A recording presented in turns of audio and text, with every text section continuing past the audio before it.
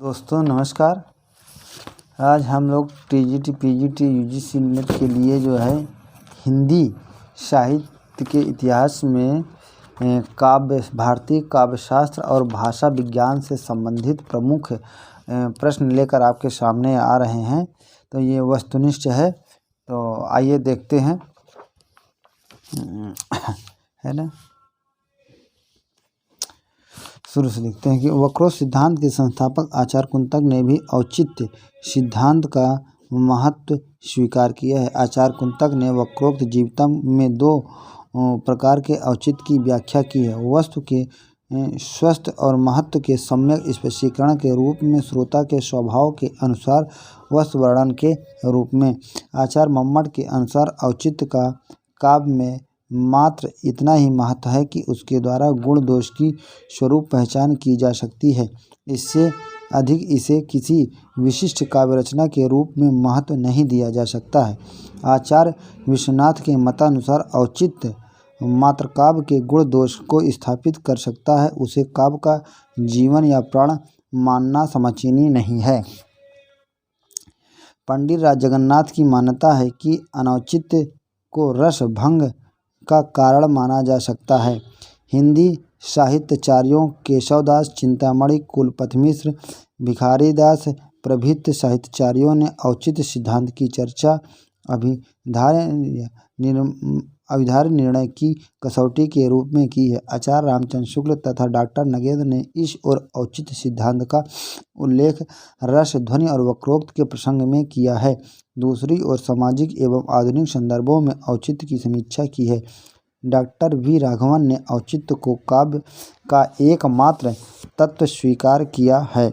भरतमुनि प्रथम शती नाट्यशास्त्र, भामा छठी शती काव्यालंकार, दंडी छठी शती काव्यादर्श, उद्भट 8वीं शती काव्यालंकार सारसंग्रह, वामन 8वीं शती काव्यालंकार सूत्रमित्र, रुद्रट 9वीं शती काव्यालंकार, आनंदवर्धन 10वीं शती ध्वन्यालोक, राजशेखर 9वीं शती काव्यमीमांसा, अभिनवगुप्त 10वीं शती ध्वन्यालोकलोचन, कुंतक 10वीं शती वक्रोक्त जीवितम, धनंजय 11वीं शती दशरूपक, आचार्य भोज 11वीं शती श्रृंगार प्रकाश, सरस्वती कंठाभरण, क्षेमेंद्र 11वीं शती औचित्य विचार चर्चा कवि कंठाभरण, मम्मट 11वीं शती काव्य प्रकाश, महिम भट्ट 12वीं शती काव्य विवेक, रुय्यक 12वीं शती अलंकार सर्वस्व, वांगभट्ट 12वीं शती वांगभट्टालंकार और हेमचंद 12वीं शती काव्यानुशासन, जयदेव 13वीं शती चंद्रालोक, विश्वनाथ 14वीं शती साहित्य दर्पण, विद्याधर 14वीं शती एकावली, भानुदत्त 15वीं शती रसमंजरी रसतरंगिणी, शेखर केशव मिश्र 16वीं शती अलंकार, अप्पय दीक्षित 16वीं शती कुवलयानंद चित्रमीमांसा, पंडित राज जगन्नाथ 17वीं शती रस गंगाधर, वेदव्यास अग्नि पुराण, महर्षियास निरोक्त। वस्तुनिष्ठ प्रश्न: किसी साहित्य का अध्ययन, मनन और विश्लेषण द्वारा उसके गुण दोष आदि का विवेचन करने वाले विषय के लिए सर्वाधिक उपयुक्त नाम है साहित्य शास्त्र। भारतीय काव्यशास्त्र का प्राचीनतम ग्रंथ है तो आचार्य भरतकृत नाट्यशास्त्र। 4 वेद, 6 वेदांग और 4 शास्त्र के अतिरिक्त 15वीं विधा किसे माना गया है तो काव्य को। काव्य को 14 विधाओं का आधार किसने कहा है तो राजशेखर ने, है ना। शब्दार्थों सहित काव्यम कथन इनमें से किसका है तो भामा का। निम्नलिखित में से सुमेलित कीजिए तथा दिए गए कोड की सहायता से सही उत्तर दीजिए। शब्दार्थों काव्यम रुद्रट, शब्दार्थ शरीरम तावत काव्यम आनंदवर्धन, वाक्यम रसात्मक काव्यम विश्वनाथ, रमणीयार्थ प्रतिपादक शब्दश काव्यम पंडित राज जगन्नाथ। अंतःकरण की वृत्तियों के लिए चित्र का नाम कविता है किसने कहा है महावीर प्रसाद द्विवेदी ने। कविता को जीवन और जगत की अभिव्यक्ति किसने कहा है रामचंद्र शुक्ल ने। कविता द्वारा असंभव को भी संभव किया जा सकता है किसने कहा महावीर प्रसाद द्विवेदी ने। निम्नलिखित को सुमेलित कीजिए तथा नीचे दिए गए कोड की सहायता से सही उत्तर चुनिए। काव्य जीवन की आलोचना है प्रेमचंद्र। काव्य आत्मा की संकल्पनात्मक अनुभूति है। प्रसाद। काव्य अभिव्यक्ति है। डॉक्टर नगेंद्र। कविता हमारे परिपूर्ण क्षणों की वाणी है। पंत। इनमें से कौन सा तत्व काव्य के भाव पक्ष का नहीं है? तो शब्द चयन। इनमें से एक तत्व कविता के कला पक्ष से संबंधित नहीं है। तो कल्पना। किसी प्रसिद्ध या कल्पित कथन से आबद्ध सर्गबद्ध काव्य को कहते हैं तो प्रबंध काव्य कहते हैं। कविता में सर्वोपरि महत्व इनमें से किसका है? तो कल्पना का। काव्य हेतु का सही अर्थ है काव्य रचना का कारण। आचार्य वामन ने काव्य हेतु के लिए किस शब्द का प्रयोग किया है? तो काव्यांग। एकाग्रता और अभ्यास से उत्पन्न शक्ति को काव्य किसे माना है? शक्ति को काव्य हेतु किसे माना है? तो राजशेखर ने। किसने माना है? तो राजशेखर ने। एकाग्रता और अभ्यास से उत्पन्न शक्ति को काव्य हेतु किसने माना है? राजशेखर ने। राजशेखर ने प्रतिभा के कितने भेदों का उल्लेख किया है? तो 3। राजशेखर के अनुसार इनमें से बुद्ध के 3 भेद कौन से हैं? तो स्मृति, मति और प्रज्ञा। भावयत्री प्रतिभा किसमें होती है? तो पाठक या सहृदय में। प्रतिभा को नव में शालिनी प्रज्ञा किसने कहा है? तो भट्टतौत ने। प्रतिभा को अपूर्व वस्तु निर्माण क्षमा प्रज्ञा इनमें से किसने कहा है? तो अभिनवगुप्त ने। मम्मट ने प्रतिभा के लिए किस शब्द का प्रयोग किया है? तो शक्ति। आत्मविस्तार में ही आत्मा की पूर्णता है, यह कथन किसका है? बाबू गुलाब राय का। आत्मविस्तार को काव्य का प्रेरक तत्व किसने माना है? तो बाबू गुलाब राय। आचार्य नंदलाल वाजपेयी ने काव्य की प्रेरणा किससे माना है? तो अनुभूति से माना है। किससे माना है? अनुभूति से। ईश्वरीय उन्माद को काव्य हेतु माना है प्लेटो ने। वासना के दमन की स्वस्थ प्रवृत्ति ही काव्य की प्रेरणा है फ्रायड। इनमें से किस विचारक ने अहम की स्थापना की प्रवृत्ति को काव्य हेतु माना है? एडलर। जो अपूर्ण कला उसी की पूर्ति है पंक्ति के माध्यम से मैथिलीशरण गुप्त ने किसके सिद्धांत का समर्थन किया है? तो एडलर का छतपूर्ण सिद्धांत। का प्रयोजन का सबसे पहले उल्लेख मिलता है तो भरत मुनिकृत नाट्यशास्त्र में।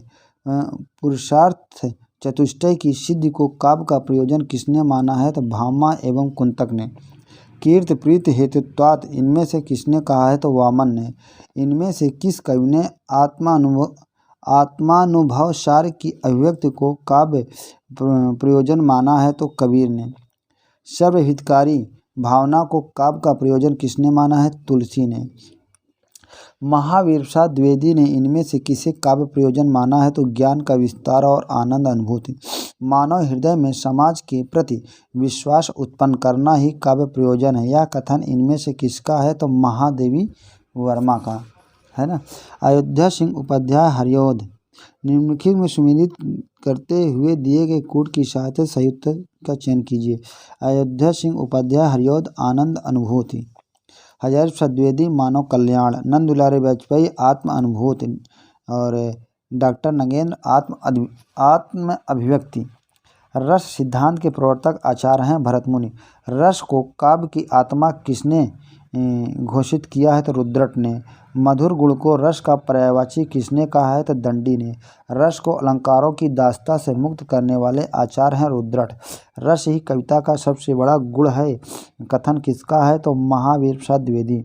मातृजाति को कवि ही जिलाते रस सुधा के योग से। इस पंक्ति के रचनाकार कौन है? मैथिलीशरण गुप्त। शांत और पियान नामक नए रसों का उल्लेख किसने किया है? तो रुद्रट ने।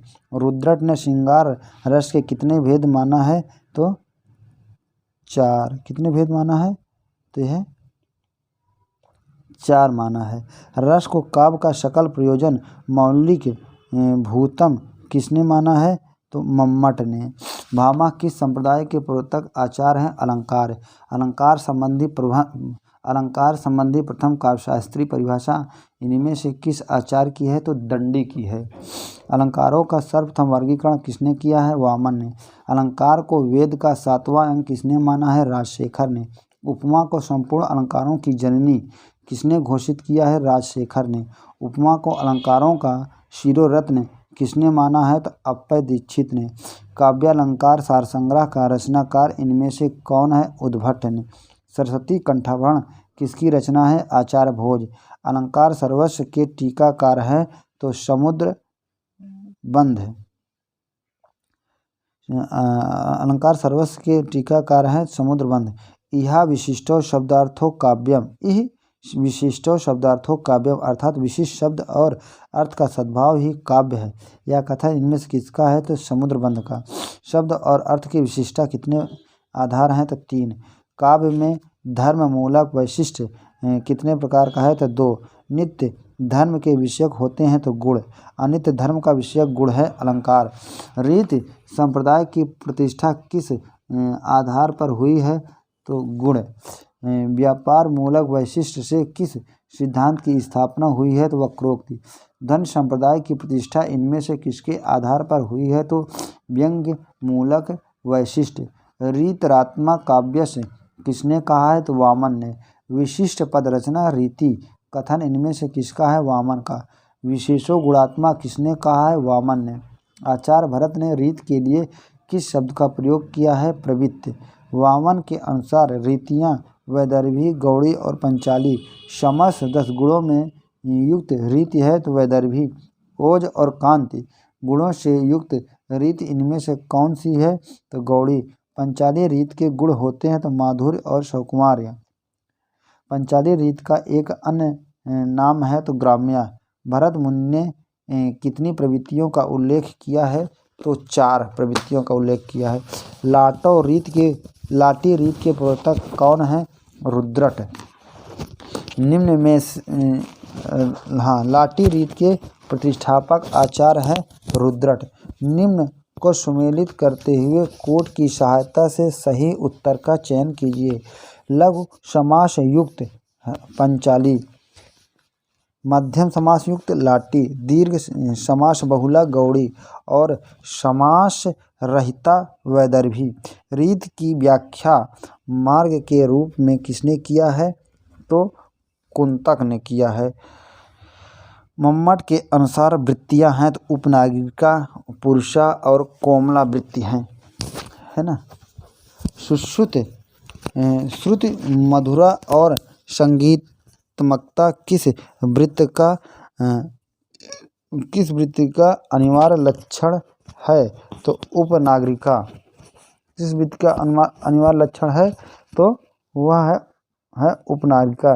परसा वृत्ति का एक अन्य नाम है तो दीप्ता। वीर, भयानक और रौद्र रसों के अनुसार वृत्ति कौन है? वीर, भयानक और वीर रसों के अनुसार वृत्ति कौन है? परुषा।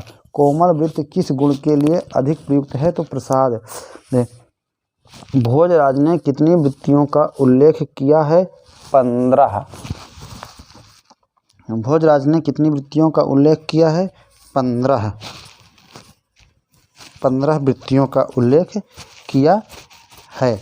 भोजराज ने कितनी रीतियों का उल्लेख किया है? 6। इनमें से किस आचार्य ने रीतियों का संबंध रस से स्थापित किया है? रुद्रट ने।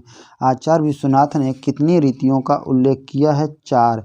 रीत को शैली किसने माना है? तो डॉक्टर नगेंद्र ने। ध्वनि संप्रदाय के प्रवर्तक आचार्य हैं आनंदवर्धन। ध्वन्यालोक किसकी रचना है? आनंदवर्धन। आनंदवर्धन ने काव्य की आत्मा इनमें से किसे माना है? ध्वनि को। ध्वन्यालोक के टीकाकार हैं अभिनय गुप्त। ध्वनि का आविर्भाव लक्षण इनमें से किसने माना है? मुकुल भट्ट ने। ध्वनि के कितने भेद हैं? 3। आचार्य मम्मट ने उच्च कोटि का काव्य किसे माना है? ध्वनि काव्य को। चित्र काव्य को निकृष्ट काव्य किसने कहा है? तो आनंदवर्धन। आचार्य भोजराज ने किस शक्ति को ध्वनि से अभिन्न माना है? तो तात्पर्य। ध्वनि सिद्धांत का समर्थक आचार्य इनमें से कौन है? पंडित राज जगन्नाथ है। ध्वनि सिद्धांत का प्रबल विरोधी आचार्य इनमें से कौन है? तो प्रतिहारेंदु राज। व्यंजना को काव्य की कसौटी किसने माना है? भोला शंकर व्यास ने। वक्रोक्त के प्रथम व्याख्याकार हैं भामा। वक्रोक्त काव्य जीवतम किसने घोषित किया है? कुंतक ने। वैदग्ध भंगी भणित किसने कहा है? कुंतक ने। कुंतक ने वक्रोक्त के कितने भेदों का उल्लेख किया है? 6। वक्रोक्त को अति संयोक्ति का पर्याय किसने माना है? भामह एवं दंडी ने। स्वभावोक्ति को आदि अलंकार मानने वाले आचार्य है दंडी। सदृश लक्षण वक्रोक्त कथन किसका है? वामन का। रुद्रट ने वक्रोक्त के कितने भेदों का उल्लेख किया है? 2। इनमें से किस आचार्य ने वक्रोक्त को वाच्य और ध्वनि को व्यंग माना है? आनंदवर्धन ने। क्रोचे के अव्यंजनावाद को भारतीय वक्रोक्त का विलायती रूप किसने माना है? तो रामचंद्र शुक्ल ने। वक्रोक्त को विचित्र अभिधा किसने कहा है? कुंतक ने। वचन की जो वक्रता भाव प्रेरित होती है वही काव्य होती है कथन इनमें से किसका है? रामचंद्र शुक्ल का। वक्रता काव्य का प्राण नहीं है। वक्रता काव्य का प्राण नहीं है पर वह उसका वाह व्यक्तित्व अवश्य है। किसने कहा है? तो महावीर प्रसाद द्विवेदी ने। सुमित्रा नंदन पंत के किस ग्रंथ की भूमिका को वक्रोक्त का घोषणा पत्र कहा गया है? तो पल्लव को।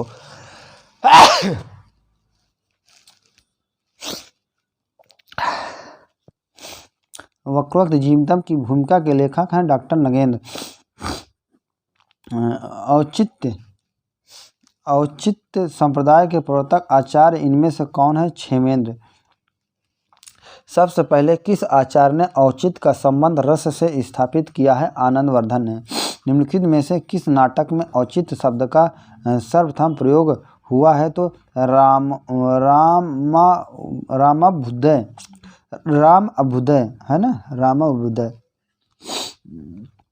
समन्वयकारी आचार्य के नाम से समुद्रित हैं तो क्षेमेंद्र। औचित्य विचार चर्चा किसकी रचना है? क्षेमेंद्र की। ये उचितस्य चायो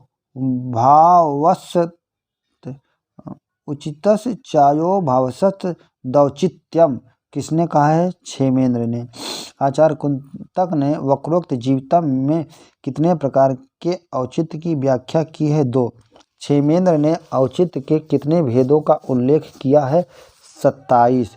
लोक स्वभाव की अनुकूलता से रस की सृष्टि होती है किसने कहा है? भामह ने। आनंदवर्धन ने औचित्य के कितने भेदों का उल्लेख किया है? 6।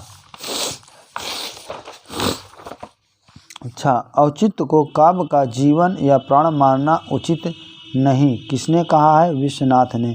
औचित्य को काव्य का एकमात्र तत्व स्वीकार किया है डॉक्टर बी राघवन ने। इनमें से किस संप्रदाय में सभी सिद्धांतों का समन्वय किया गया है? तो औचित्य। काव्य मीमांसा राजशेखर का प्रतिपाद्य है तो कवि शिक्षा। इनमें से किस आचार्य ने सभी अलंकारों को वाक्य की वक्रता में स्थान देकर अलंकार का अस्तित्व समाप्त कर दिया है? तो कुंतक। इनमें से किस आचार्य द्वारा निरूपित का विलक्षण संस्कृत आचार्यों में विशेष मान्यता प्राप्त है? तो मम्मट।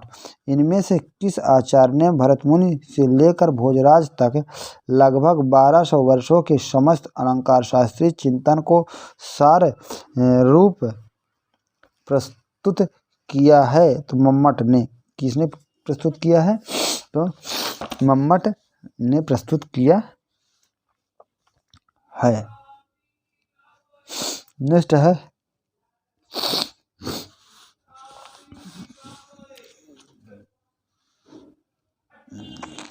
विभाव अनुभाव व्यवचारी भावाशय योगाद्रह रसा निष्पत्ति। ये किस रस सूत्र इनमें से किसका है? तो भरत मुनि का है। भरत मुनि के रस सूत्र में व्याख्याकारों का सही अनुक्रम है तो भट्टलोलट, शंकुक, भट्टनायक और अभिनव गुप्त है ना। निम्नलिखित को सुमेलित कीजिए तथा दिए गुण की सहायता से सही उत्तर चयन कीजिए। तो भट्टलोलट उत्पत्तिवाद, शंकुक अनुमतिवाद, भट्टनायक भुक्तिवाद, अभिनव गुप्त अभिव्यक्तिवाद। उत्पत्ति का आधार है मीमांसा दर्शन। उत्पत्तिवाद का आधार है मीमांसा दर्शन। आचार्य भरत के रस सूत्र के प्रथम व्याख्याता इनमें से कौन है? भट्टलोलट। भट्टलोलट के अनुसार निष्पत्ति का अर्थ है उत्पत्ति। आचार्य शंकुक ने संयोगात का स्वीकार किया है अनुमानात। चित्ततुरंग न्याय का आश्रय लेकर रस सूत्र की व्याख्या किसने की है? शंकुक ने। अनुमतवाद की व्याख्या का आधार है न्याय दर्शन। विभाव, अनुभाव, व्यभिचारी भाव, संयोगाद्रह रसः, संयोगद्रास भुक्ति। रस सूत्र की व्याख्या किसने की है? तो भट्टनायक ने। विभाव, अनुभाव, है ना, विभाव अनुभावाभ्याविचारीय भावनादृश्य भुक्ति। रस सूत्र की व्याख्या किसने की है? भट्टनायक ने। भट्टनायक इनमें से किस दर्शन के अनुयायी हैं? तो सांख्य दर्शन के। भुक्ति के अनुसार रस सूत्र के संयोगात का अर्थ है विभावनात्। आचार्य भट्टनायक ने रस सूत्र की निष्पत्ति का अर्थ माना है तो भुक्ति माना है। भट्टनायक के अनुसार काव्यादि में रस निष्पत्ति के 3 व्यापार इनमें से कौन है? अभिधा, भावकत्व और भोजकत्व। साधारणीकरण शब्द का सर्वप्रथम प्रयोग किसने किया है? तो भट्टनायक ने। कवि या रचनाकार की अनुभूति जिस समय जन की अनुभूति बन जाती है तो ऐसी स्थिति को कहते हैं साधारणीकरण। भट्टनायक ने किस क्रिया द्वारा साधारणीकरण का सूत्रपात किया है? तो भावकत्व का। अभिनय गुप्त की रस सूत्र व्याख्या इनमें से किस नाम से विख्यात है? अभिव्यक्तिवाद। अभिनय गुप्त की रस सूत्र व्याख्या का आधार है शैव दर्शन। अभिव्यक्तिवाद के अनुसार रस सूत्र के संयोगात का अर्थ है अभिव्यंजनात्। अभिनय गुप्त की निष्पत्ति का अर्थ माना है अभिव्यक्ति। रस सूत्र के लिए सर्वप्रथम हृदय की मुक्तावस्था की अनिवार्यता किसने घोषित की है? तो अभिनय गुप्त ने। इनमें से किस आचार्य ने प्रत्यय रूप से साधारणीकरण को स्वीकार नहीं किया है? तो पंडित राज जगन्नाथ ने। साधारणीकरण को योग की मध्यवर्ती भूमिका के समान किसने माना है? तो डॉक्टर श्याम सुंदर दास ने। साधारणीकरण आलंबन धर्म का होता है कथन किसका है? आचार्य रामचंद्र शुक्ल का। कवि की अनुभूति का साधारणीकरण इनमें से किसने माना है? तो डॉक्टर नगेंद्र ने। डॉक्टर नगेंद्र ने काव्य क्रिया का प्रथम सोपान माना है अनुभूति। सबसे पहले रस को ब्रह्मानंद सहोदर किसने घोषित किया है? तो भट्टनायक ने। इनमें से सर्वाधिक प्राचीन सिद्धांत कौन सा है? रस। रस सिद्धांत के आदि प्रवर्तक हैं तो भरत मुनि। भरत मुनि ने किस रस का उल्लेख नहीं किया है? शांत रस का। आचार्य भरत ने अपने नाट्य शास्त्र में कितने रसों का उल्लेख किया है? तो 8। रस के कितने अंग हैं? 4। रस कहाँ होता है? तो नाट्य या प्रेक्षक में। हृदय में मूल रूप से विद्यमान रहने वाले भावों को क्या कहते हैं? स्थायी भाव। भरत मुनि ने कितने स्थायी भावों का उल्लेख किया है? तो 8। स्थायी भावों की संख्या कितनी है? 9। स्थायी भावों को उद्दीप्त या जागृत करने वाली परिस्थितियों को कहते हैं विभाव। स्थायी भाव उद्दीप्त होने पर आश्रय की चेष्टाओं को क्या कहते हैं? तो अनुभाव। अनुभाव कितने प्रकार के होते हैं? 4। विवेक, प्रमोद, खिन्नता आदि किस कोट के अनुभाव हैं? तो मानसिक। भरत मुनि के अनुसार भावों की संख्या है 49।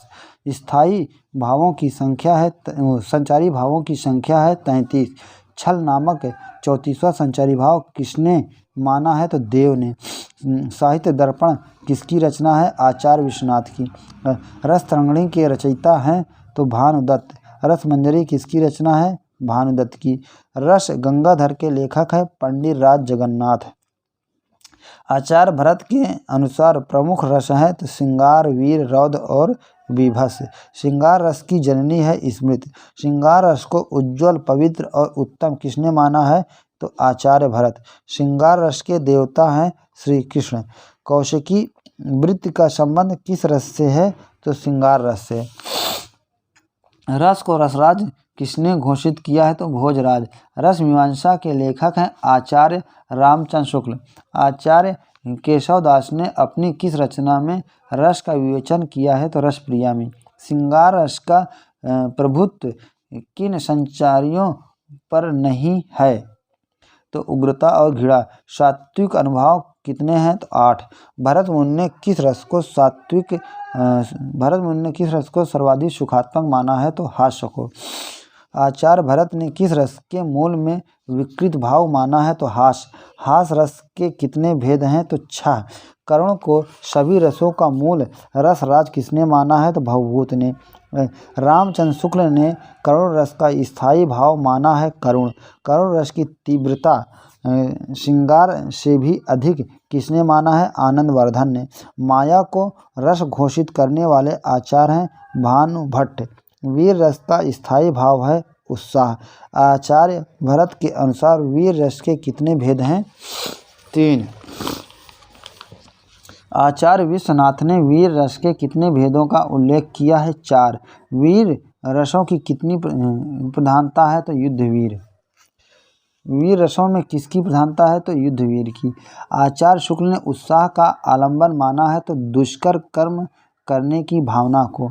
वीर रस की चर्चा में सत्यवीर और पंडित वीर का उल्लेख किसने किया है? तो पंडित राज जगन्नाथ ने। क्रोध किसका स्थायी भाव है? रौद्र का। रौद्र रस कितने प्रकार का माना गया है? तो 3। रौद्र रस के देवता हैं रुद्र। असूया क्या है? एक संचारी भाव है। भयानक रस के भेद हैं तो व्याधिजन्य, अपराधजन्य और विभाषितक।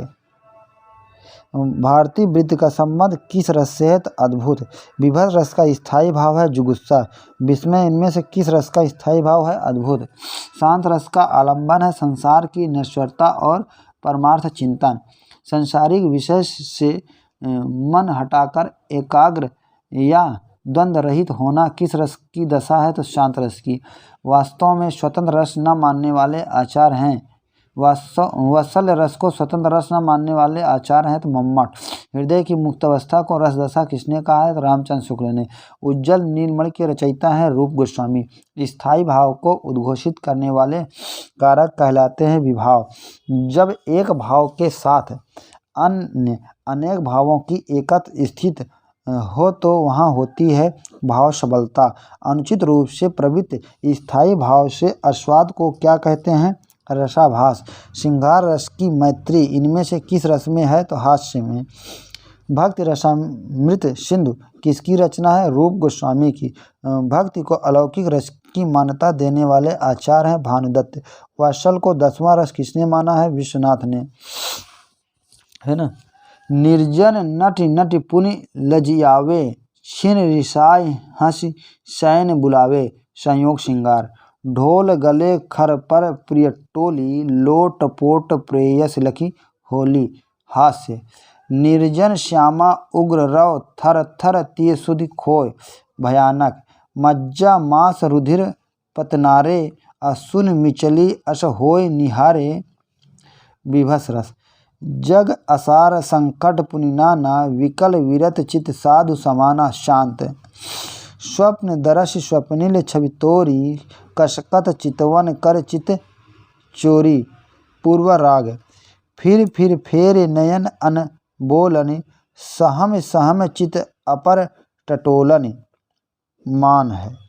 जिय जर जर नहीं लाग लवलेसा, कहे हम कह तुम समर विदेशा, प्रवास।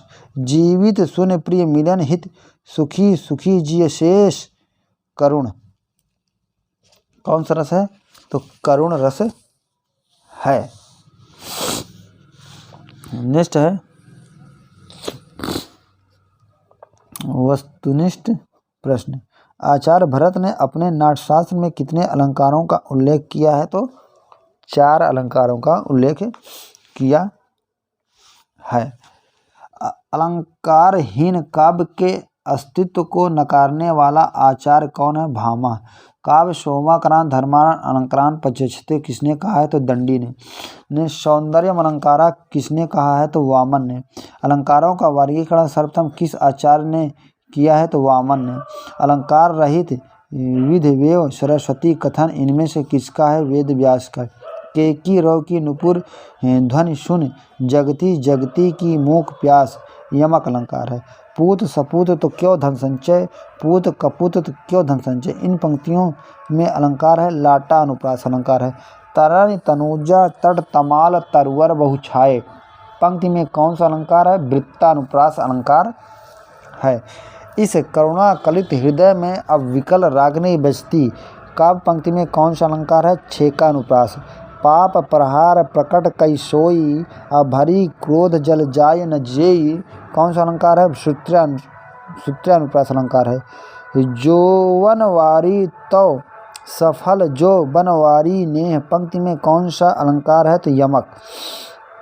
भरत भूप सिय राम लखन बन सुनि सानंद हसौ गो, पूर्व परिजन अवलोक मातु सब सुख संतोष लहोंगो काक वक्रोक्ति। खग कुलकुल सा बोल रहा, काले मोटे छपे शब्दों का अलंकार है तो श्लेष अलंकार है।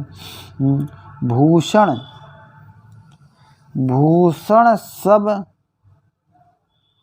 भूषणनि में उपमहि उत्तम चाहि। पंक्ति से ज्ञात होता है कि उपमा सभी अलंकारों में उत्तम है। उपमा सभी अलंकारों में उत्तम है। यह ऐसा संसार है जैसे सेमल फूल, उपमा अलंकार है।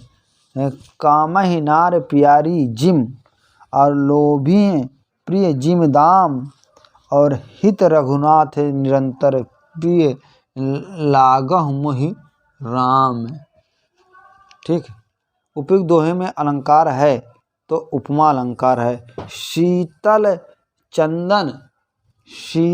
चंदन नहीं, अधिक अग्नि से जान काव्य पंक्ति में प्रयुक्त अलंकार है तो यमक अलंकार है।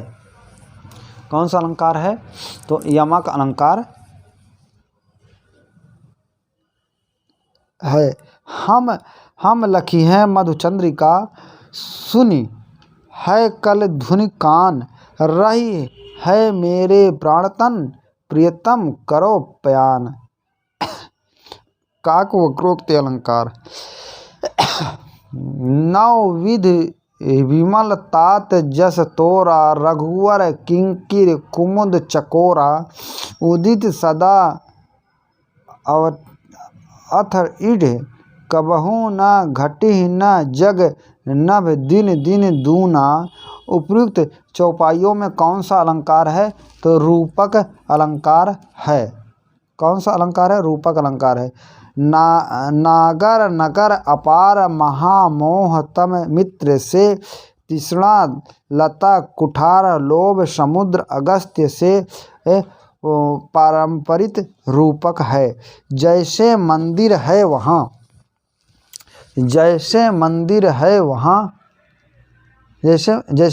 यहाँ मन मंदिर भगवान। पंक्ति में कौन सा अलंकार है? रूपक अलंकार है। तब छविकर भ्रम तमाहि प्रभावे, हृदय कमल मुकुल मुरझावे सांग रूपक है। बंदहु गुरुपद कंज में अलंकार है, निरंग रूपक है। दुख है जीवन तरु के फूल, पंक्ति में इनमें से कौन सा अलंकार है? तो पारंपरिक रूपक है। मकरा कृत गोपाल के सोहत कुंडल कान, आधार्यो मनो हियधर समर डयोढ़ी लसत निशान। इस दोहे में अलंकार है उत्प्रेक्षा, उसका मुख मानो चंद्रमा है। वाक्य में अलंकार है वस्तुत्प्रेक्षा, सुंदरता में चंद्रमा को हरा देने के कारण मुख हंस रहा है। वाक्य में है हेतु उत्प्रेक्षा, तुब पद समता को कमल जल सेवत इक पाए फलोत्प्रेक्षा अलंकार है। बदन कियो यह शीत कर, कीधो कमल भय भोर संदेह अलंकार है। वदन सुधा निधि जानि के, तुब संग फिरियो चकोर पंक्ति में अलंकार है भ्रांतिमान अलंकार है। फवि फरहे अति उत्तम निराशा, जिहि मह अटकहि विबुध विमाना। फवि फरहे अति उच्च निशाना, जिहि मह अटकहि विबुध विमाना असंयुक्त अलंकार है। यह घोड़ा मन से भी तेज दौड़ता है, असंयुक्त अलंकार है। प्रभु प्रताप बड़वा नल भारी, सुसेव प्रथम पयोनिध बारी। तब रिपुनार रुदन जलधारा, भरेउ बहोर भयउ तेहि खारा। अत्युक्त अलंकार है। लाज भरी अखियाँ बिहसी, बलि बोल कहे बिन उत्तर दीन्ही। विभावना अलंकार है। राज देह कहाँ शुभ दिन साधा, कहो जान बन के ही अपराधा। असंगत अलंकार है। शीतल ज्वाला जलती है, ईंधन होता दिग्जल का। विरोधाभास अलंकार है। आभा सूर्य प्रताप ते, शोभा सूर कमान। प्रति वस्तुपमा अलंकार है। सीता हरण किस रावण ने बांधा गया समुद्र निरीह। सीता हरण किया रावण ने बांधा गया समुद्र निरीह। असंगत अलंकार है। देखो दो दो मेघ बरसते, मैं प्यासी की प्यासी। विशेषोक्त अलंकार है। उजरन बसी है हमारी अखियाँ न देखो। विरोधाभास अलंकार है। घर की नारी को कहे तन की नारी नाही। यमक है ना। किलकत कान घुटुरुअन आवाज थी, स्वभावोक्ति। मूलन ही की अधोगति, जहाँ केशव गाई। परिशंख अलंकार। घाव पिया तन पीड़ित गौरा। असंगत अलंकार है। कौन अलंकार है? असंगत अलंकार है। निश्चय निम्नलिखित कथनों के साथ उसके अलंकारों को सुमिलित कीजिए। वह आदमी नहीं हैवान है, अपहानुति अलंकार। वे तो मानो देवता है, उत्प्रेक्षा अलंकार। कहीं वह उसकी चाल तो नहीं, कहीं वह उसकी चाल तो नहीं। भ्रांतिवान अलंकार। नहीं शीथड़, हाँ भ्रांतिवान अलंकार। कहीं या उसकी चाल तो नहीं, भ्रांतिवान अलंकार। आप तो साक्षात इंद्र हैं। रूपक अलंकार। स्वभावोक्ति को अलंकार न मानने वाले आचार हैं कुंतक। निम्नलिखित कथनों को उनके अलंकारों के साथ सुमेलित कीजिए। उसका मुख मानो चंद्रमा है, उत्प्रेक्षा अलंकार। हरिपद कोमल कमल से उपमा अलंकार। मुख के समान चंद्रमा है, प्रतीप अलंकार। भारत के सम भारत है, अन्वय अलंकार। अन्वय अलंकार। असंयुक्त और अपहनुत अलंकार में अंतर। यदि कथन संभव है तो असंयुक्त है ना। यदि कथन संभव हो तो अतिसंयुक्त और असंभव हो तो अतियुक्त अलंकार है ना। इनमें से अलंकार शिरोरत्न किसे कहा गया है? तो उपमा को कहा गया है। निम्नलिखित अलंकारों के साथ सुमेलित कीजिए पंक्तियों को। दीप सा मन जल चुका है, उपमा अलंकार। मानो कठिन आंगन चली, ताते राते पाए। हेतु उत्प्रेक्षा अलंकार है। मुख है या चंद्रमा, संदेह अलंकार है ना। मुख निष्कलंक चंद्र है, व्यतिरेक अलंकार है। दीप सा मन जल चुका है, पंक्ति में उपमान है दीप। दीप सा मन जल चुका है, कथन में जल चुका। इनमें से क्या है साधारण धर्म? कौन सा युग में विपरीत लक्षण वाला है? तो उपमा और प्रतीप।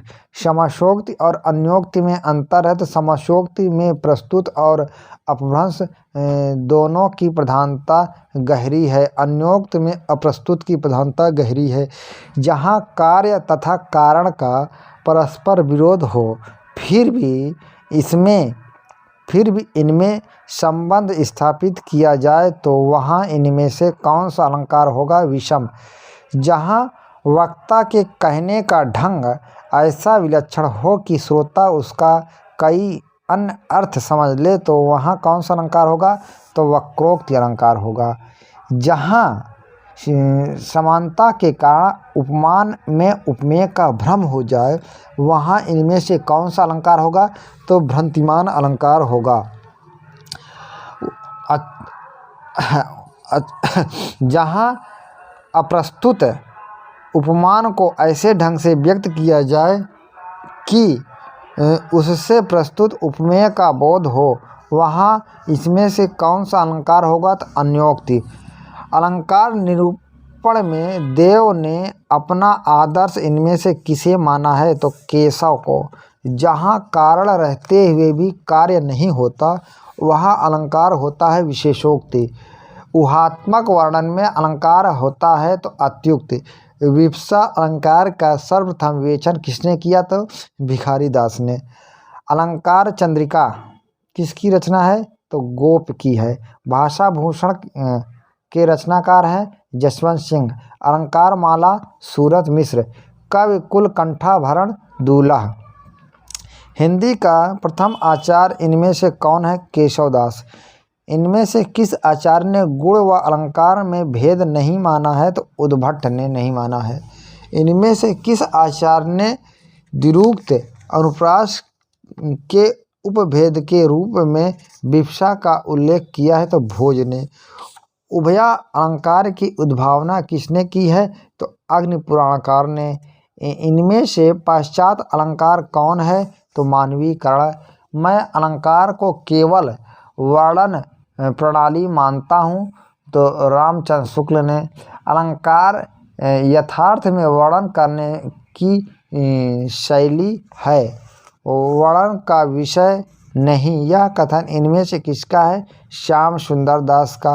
अलंकार केवल वाणी की सजावट के लिए नहीं, वे काव्य की अभिव्यक्ति के विशेष द्वार है। यह कथन किसका है? तो सुमित्रानंदन पंत का है। किसका है? सुमित्रानंदन पंत का है।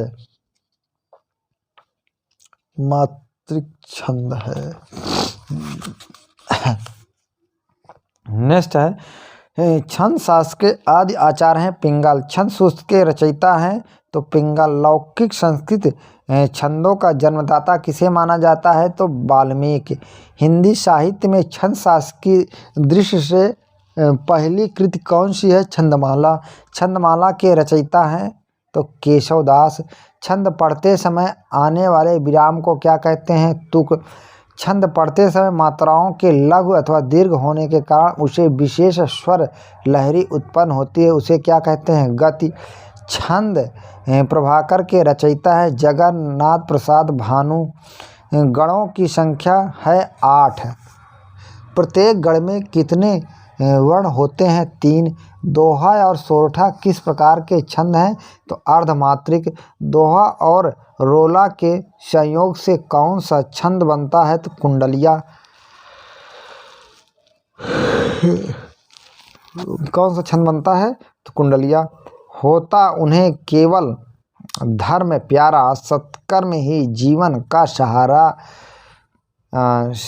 सत्याश्रयी साधु फकीर होते, संताप में धैर्य कभी ना खोते। इंद्र वज्रा।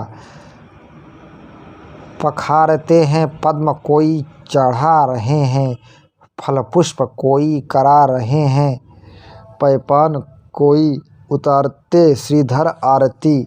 उपेंद्र वज्रा। बातें बड़ी मधुर और अति ही मनोज्ञा, नाना मनोरम रहस्यमयी अनूठी, जो है प्रसूत भवदीप और मुखाब्ज द्वारा है वांछनीय, यह सर्व सुखेच्छकों को वसंत तिलिका।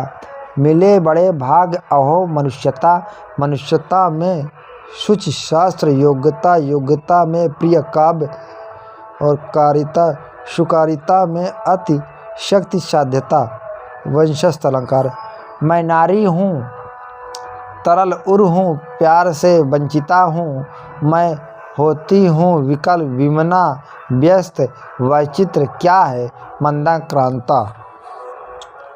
हनुमंत बनी तुम जाहु तहों, मुनि वेश भरस्य वसंत जहों, ऋषिके हम भोजन आज करे पुनि प्रात भरत अंक भरे। तोंटक है, क्या है? तोंटक है। नहीं लगता है विभोवित की हमें चाहिए चेतना चित्त की भुजंगी। भारत भू की पुण्य धरा है गौरव से आकाश भरा है। चंपक माला, चंपक माला। जब विरह विधाता से सृजा विश्व में था तब स्मित रचने में कौन सी चातुरी थी मालिनी। कौन सी चातुरी थी? तो मालिनी। सिंधु तरव उसको वनरा तुम पे धनु लेख गई न तरी। वानर बाधत सो न बंधो उन वारिद बांध के बाट करी मदिरा। कहो कहाँ है अब वे धनेश उपेंद्र वज्रा। विलसित उर्मे है जो सदा देखता सा मालिनी। दिवस का अवसान समीप था गगन था कुछ लोहित हो चला। तर शिखा पर थी अब रजनी कमलिनी कुल वल्लभ की प्रभा। द्रुत विलंबित तारे डूबे तम टल गया छा गई व्योम लाली। पंछी बोले तम चुर जागे ज्योत फैली दिश में मंदाक्रांता। निराले फूलों की विविध दल वाली अनुपमा जड़ी बूटी ही हो बहु फलवती श्री विलासती शिखाड़ी। प्राज्ञा है कहते मनुष्य वश में है काल कमार्द के होती है घटना प्रवाह पपिता स्वाधीनता पत्रिता। तो शार्दूल विक्रीडित, शार्दूल विक्रीडित। को नहीं जानत है जग में कपि संकट मोचन नाम तिहारो। मद गयंत कबहूँ शश मांगत अरिके कबहूँ प्रतिबिंब निहारी डरे। दुर्मिल छंद है। लज्जा की लाली फैली सी भौहें तनिक चढ़ी थी। ग्रीवा नीची थी पर आंखें निप की ओर बढ़ी थी। शार आनंद हमारे ही अधीन रहता है फिर भी विषाद नर लोक व्यर्थ सहता है। राधिका प्रीत को बिरवा चले लगाई और सींचन की सुध लीजे मुरझिन जाई। वरवै हे शरण दामिनी देवी तू करती सबका भाड़ है। हे मातृभूमि संतान हम तू जननी तू प्राण है। उल्लाला कहते हुए यों उत्तरा के नेत्र जल से भर गए। हिम के कणों से पूर्ण मानो हो गए पंकज नए। हर गीतिका हम खेले कूदे हर्षयुत जिसकी प्यारी गोद में। हे मातृभूमि तुमको निरख मग्न क्यों ना हो मोद में। छप्पै कहु देखियत कहु नाहि बधुबन बीच बनी यो। बिजरिन से दो टोक सघन बन माझ चरत जो। रोला कंचन किंकिन नुपुर धुन सुन कहत लखन सन राम हृदय गुण चौपाई। श्री रामचंद्र कृपालु भजमन हृदय सहज सुंदर सावरो। श्री रामचंद्र कृपाल भजमन सहज सुंदर सावरो। करुणा निधान सुजान शिलु स्नेह जानत रावरो। हर गीतिया भय प्रकट कृपाला दीन दयाला कौशल्या हितकारी। हर्षित महतारी मुनि मनहारी अद्भुत रूप निहारी। चतुष्पदी बंदव गुरुपद कृपा सिंधु नर रूप हरि। महामोह तम पुंज जासु बचन रविकर निकर शोरठा। भारत ही होय न राजमद विधि हरिहर पद पाय। कबहुही काजी सीख रनि क्षीर सिंधु बिनसाई। दोहा छप्पै के प्रथम 4 चरण किस छंद के होते हैं? तो रोला। छप्पै के अंतिम 2 चरण किस छंद के होते हैं? उल्लाला। दोहा के प्रथम व तृतीय चरण में कितनी मात्राएं होती हैं? 13-13। वृत्त रत्नाकर के रचनाकार हैं तो भट्ट खेदार। कुंडलिया के प्रत्येक चरण में कितनी मात्राएं होती हैं? 24। छंद शास्त्र ग्रंथ सुब्रत तिलक के रचयिता कौन है? क्षेमेंद्र। छंदानुशासन के रचयिता कौन है? हेमचंद्र। हिंदी में छंद शास्त्र का सर्वाधिक विस्तृत विवेचन किस ग्रंथ में हुआ है? तो भिखारी दास कृत छंदोरणों पिंगल में, भिखारी दास रचित छंदोरणों पिंगल में।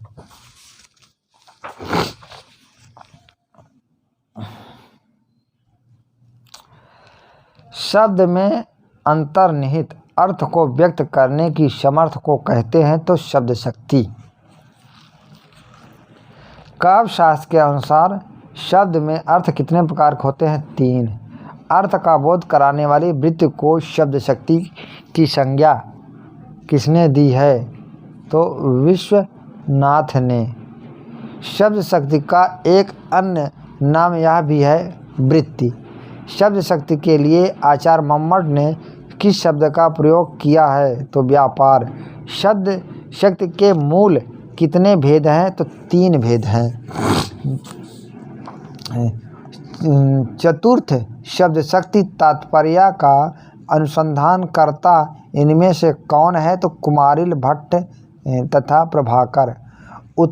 उत्तम अभिधा काव्य है किसने कहा है? तो देव ने। अभिधा में प्रयुक्त शब्द को कहते हैं वाचक। वाच्यार्थ कहते हैं वाचक शब्द के अर्थ को। रूढ़, यौगिक और योग रूढ़ शब्दों का अर्थबोध किस शब्द शक्ति से होता है? अभिधा। शब्द शक्ति का स्रोत नहीं है तो ध्वनि। अर्थबोध कराने के संबंध में कौन सा कथन सत्य है? अभिधा शब्द शक्ति लक्षणा व व्यंजना दोनों पर आश्रित होती है ना? और है इनमें से किस शब्द शक्ति को अर्थवक्रोक्ति कहा जाता है? तो अभिधा को। आचार्य मम्मट ने काव्य के कितने भेदों का उल्लेख किया है? 3। इनमें से कौन कवि अर्थ गौरव के लिए प्रसिद्ध है? तो भारवी।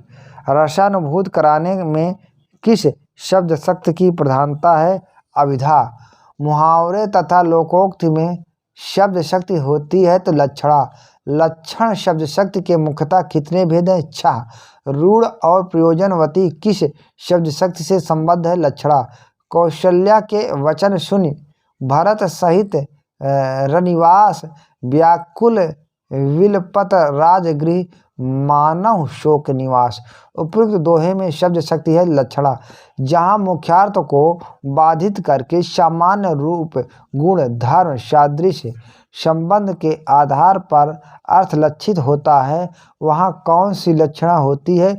गौड़ीय लक्षणा। ईद का चांद होना मुहावरे में इनमें से कौन सा लक्षणा शक्ति है? तो रूढ़। अभिधा शक्ति से कितने प्रकार के छंदों का अर्थबोध होता है? तो 3 बोध होता है। 3। कच कच सपेट कर भुज उलट खए खीस पटडारी काको मर बांधे न यह जुरो बधानी हारी। उपयुक्त दोहे में है तो लक्षण लक्षणा। लक्षण लक्षणा शब्द शक्ति का एक अन्य नाम यह भी है तो जहत स्वार्थ। मुख चंद है में लक्षणा है सरोप्य। रूपक असंयोक्त अलंकार में लक्षणा होती है तो सांध्य वासना। प्रतीक विधान में कौन सी लक्षणा होती है? तो सांध्य वासना। सदृश मूलक सभी अलंकारों में होती है तो गौड़ी लक्षणा। सिंधु सेज पर धरा वधु अब तनिक संकुचित बैठी सी। पंक्ति में शब्द शक्ति है तो व्यंजना। कर्णधार संभाल कर तलवार अपनी बांधना। इस पंक्ति में कौन सी शब्द शक्ति है? तो व्यंजना। शेष अलंकार में शब्द शक्ति होती है तो व्यंजना। शब्द के जिस अर्थ को ना वाच्य कह सकते हैं और ना लक्ष्य ही उसे क्या कहेंगे? व्यंग्य। व्यंजना शब्द शक्ति होती है विषम। व्यंजना शब्द शक्ति के कितने भेद हैं? 2। साहित्य शास्त्र में व्यंजना को कहा गया है ध्वनि। आचार्य शुक्ल ने व्यंजना के कितने भेदों का उल्लेख किया है? 3। भरत मुनि ने कितने काव्य गुणों का उल्लेख किया है? तो 10